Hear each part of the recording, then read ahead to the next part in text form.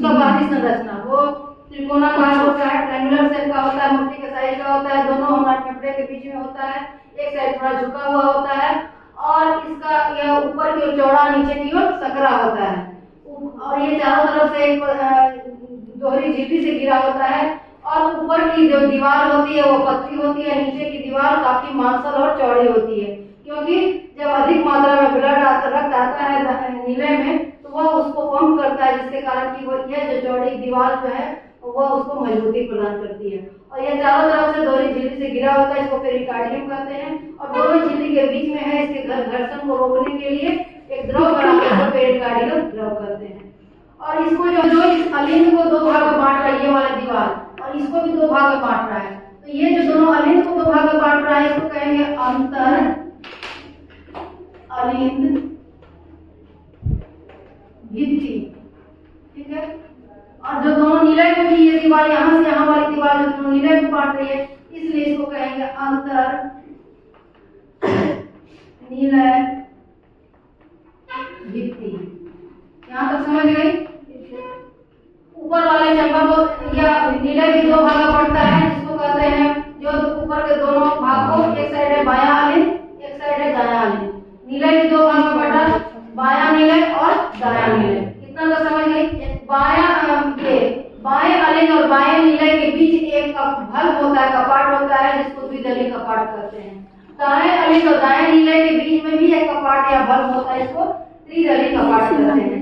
अब जब और ये जो है फुफ्फुस सिरा का मतलब होता है या पल्मोनरी वेन, जो कि हमारे फेफड़ा से रक्त को लेके आ रहा है। तो जब हम सांस लेते हैं, ऑक्सीजन लेते हैं, तो हमारे फेफड़ा में ऑक्सीजन जाता है और वह ऑक्सीजन हमारे रक्त से मिल जाता है, तो वह शुद्ध रक्त हो गया ना, ऑक्सीजन युक्त रक्त। तो वह ऑक्सीजन युक्त रक्त को लेकर के यह फुफ्फुस सिरा अंदर की ओर आती है। सबसे पहले किसमें आता है शुद्ध रक्त? बाएं अलिंद में। बाएं अलिंद में जब आता है तो बाएं अलिंद, उसके बाद क्या होता है, उसमें संकुचन होता है, सिकुड़ता है। समझ लो पहले बात जानना। बायां अलिंद सिकुड़ता है और सिकुड़ता है तो ये कपाट जो है खुल जाता है, ये बल्ब खुल जाता है और यह जो रक्त है बाएं अलिंद का वो बाएं निलय में आ जाता है।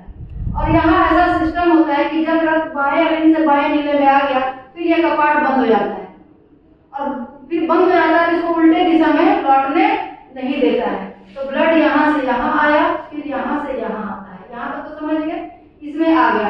अब इसमें जब आ गया तो ये जो सिकुड़ा, फिर इसमें ब्लड आ गया, फिर एक कटने लगा और नीचे वाले जो निलय में फिर संकुचन होता है, ये सिकुड़ता है, लेकिन कपाट तो बंद है, तो ये उल्टी दिशा में ब्लड नहीं जा सकता है।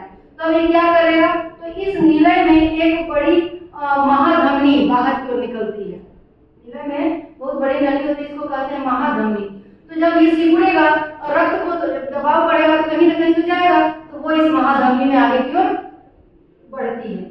ये महाधमनी जो है इसमें अर्धचंद्राकार कपाट होते हैं। अर्धचंद्राकार कपाट का मतलब ऐसे ऐसे ऐसे ऐसे इस तरह से कपाट बना होता है। ये क्या करता है कि जैसे जैसे रक्त आगे की ओर बढ़ता है तो ब्लड तो आगे बढ़ता है, लेकिन फिर उसको पीछे लौटने नहीं देता है। ये जैसे आगे बढ़ गया ये बल्ब बंद हो गया, फिर आगे बढ़ा यहाँ का बल्ब बंद हो गया, तो इस नली में जाता तो है लेकिन वापस लौटने नहीं देता है। तो जब इस निलय में संकुचन होता है तो यह जो ऑक्सीजन वाला शुद्ध रक्त था वह महाधमनी में आगे जाता है और महाधमनी फिर कई छोटी छोटी धमनियों में विभाजित रहती है और यह जो धमनी जो है इस ऑक्सीजन वाले शुद्ध रक्त को लेकर शरीर के विभिन्न कोशिकाओं तक पहुंचता है। और हम पहले से हम लोग पढ़े हैं कि सिरा हमेशा जो है अशुद्ध रक्त को वहन करती है, धमनी हमेशा शुद्ध रक्त को। लेकिन ये फुफ्फुस सिरा जो है ये अपवाद है। सिरा है पर फुफ्फुस सिरा जो है वह शुद्ध रक्त लेकर के आती है। तो ये अपवाद है जो कि एक नंबर में क्वेश्चन में हमेशा पूछते हैं। तो ये जो है अब शरीर के विभिन्न भागों में रक्त पहुंच गया, समझ गए ना?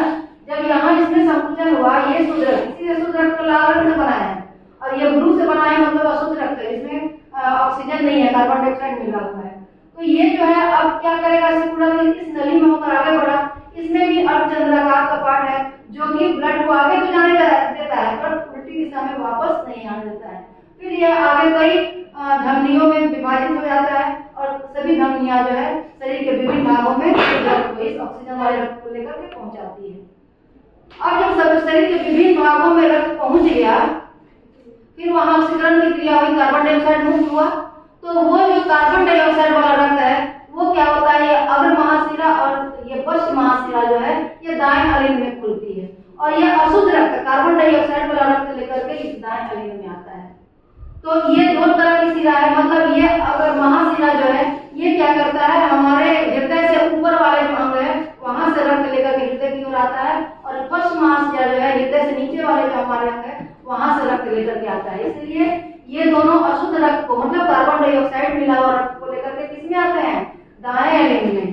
तो हमारा हृदय से ऊपर क्या हो गया, हमारा फेफड़ा हुआ, गला, आंख, नाक, माथा, ये सबसे ब्लड लेकर के अशुद्ध रक्त को लेकर आता है, और ये जो है पश्च महाशिरा हमारा हृदय से नीचे की ओर जितना हाथ, पैर, पेट सब है इस भाग से अशुद्ध रक्त को लेकर के इसमें आता है, इसमें दाएं अलिंद में। अब दाएं अलिंद में आने के बाद क्या होता है, यहाँ भी इस अलिंद में संकुचन होता है, सिकुड़ता है। अब ये अशुद्ध रक्त संकुचन हुआ, सिकुड़न हुआ, तो ये फिर ये त्रिदली कपाट खुल जाता है, और यह रक्त जो है आ जाता है दायां नीलय में। फिर ये कपाट बंद हो जाता है, फिर इसको लौटने नहीं देता है। अब जब फिर नीलय में संकुचन होता है तब क्या हो जाएगा, तो ये है क्या, इसको कहते हैं फुफ्फुस धमनी। तो धमनी हमेशा शुद्ध रक्त का वहन करती है, पर ये फुफ्फुस धमनी, फुफ्फुस जो है अपवाद है जहाँ भी रहेगा, ये फुफ्फुस धमनी होते हुए भी यहाँ अशुद्ध रक्त लेकर के जा रही है, ठीक है। और शिरा हमेशा अशुद्ध रक्त का वहन करती है, पर ये फुफ्फुस शिरा होते हुए भी शुद्ध रक्त लेकर के आती है, ये अपवाद में है। तो यहाँ जब संकुचन होता है नीलय में, तो यह जो अशुद्ध रक्त है यह फुफ्फुस धमनी में आगे बढ़ती है, और इस फुफ्फुस धमनी में भी अर्धचंद्राकार कपाट है जो कि इसको विपरीत दिशा में भी लौटने नहीं देता है, और यह फिर आगे की ओर जाता है फुफ्फुस धमनी। तो यह जो है यहाँ से फिर हमारे दोनों फेफड़ा की ओर में चला जाता है, यह अशुद्ध रक्त जब कार्बन डाइऑक्साइड मिला हुआ रक्त हमारे दोनों फेफड़ा में चला जाता है, और उसके बाद फिर वहां से हम कार्बन डाइऑक्साइड को मुंह से, नाक से बाहर निकाल देते हैं, और फिर ऑक्सीजन जो हम सांस लेते हैं वो फिर रक्त के साथ मिलकर के फिर ऐसे आता है। तो इस तरह से पहले ब्लड आता है शुद्ध रक्त इसमें, फिर यहाँ से इसमें गया, इसमें जाता है, आगे की ओर बढ़ता है, निशान के द्वारा हम दिखा देते हैं, और उसके बाद यहाँ से जो रक्त आता है तो इससे आया, फिर यह जो है नीचे की ओर जाता है, और यहाँ से आने के बाद फिर क्या होता है, इसमें जाता है, ठीक है, इसमें जाएगा, ऐसे जाएगा, फिर यह दोनों फेफड़ा में। तो यह है हमारा हृदय, मानव हृदय और उसकी क्रियाविधि। और यहाँ पर जो है एक चीज और समझो, अब जो ब्लड को एक पूरा सर्किल पूरा करने में 2 बार हृदय से गुजरना पड़ता है। एक बार तो यहाँ से आया, इधर से गुजरा, ठीक है, और फिर एक बार इधर से आया और इधर से गुजरा। तो एक पूरी परिवहन की क्रिया को कंप्लीट करने में ब्लड को हमारे हृदय से 2 बार गुजरना पड़ता है, इसलिए इसको कहते हैं द्विगुण परिवहन या डबल सर्कुलेशन भी कहा जाता है। तो परीक्षा में पूछता है 5 नंबर में कि द्विगुण परिवहन से क्या समझते हैं, तो इसके क्रियाविधि को बताएगी और लिख देगी कि एक कंप्लीट सर्कुलेशन में, एक पूर्ण परिवहन क्रिया में रक्त को हृदय से 2 बार गुजरना पड़ता है, इसलिए इसको द्विगुण परिवहन या डबल सर्कुलेशन कहते हैं। अब किसी